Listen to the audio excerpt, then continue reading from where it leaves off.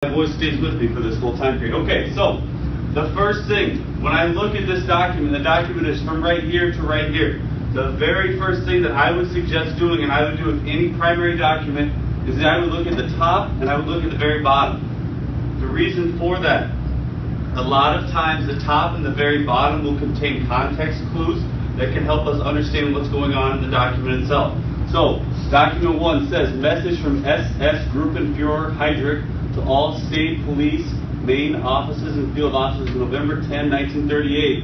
Okay? Is there anything, the thing that I would question, if I were you probably, is that SS in there, right? SS, anyone know what that means, SS? Perfect, right? That's kind of confusing. SS means, it's like their secret police, right? The German secret police were called the SS. They were the people that carried out some of the most evil and violent and awful things that the Germans did during the war. So that's what it means. So this is a message from an SS, or the secret police officer, with an awesome name, right? Gruppenführer.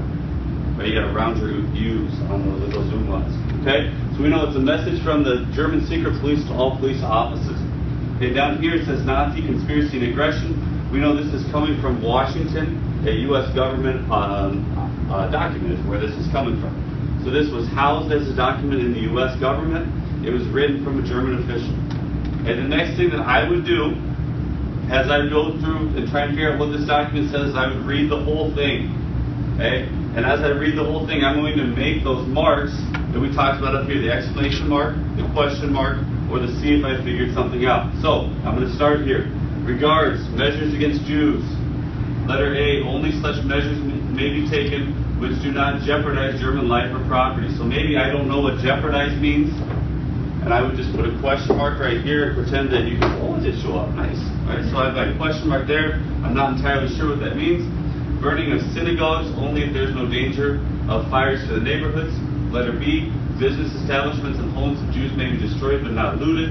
The police have been instructed to supervise the execution of these directives and to arrest looters. Maybe I don't know what looting/looters means, so I put a little question mark there. C, in business streets, special care to be taken that non-Jewish establishments will be safeguarded at all costs against damage.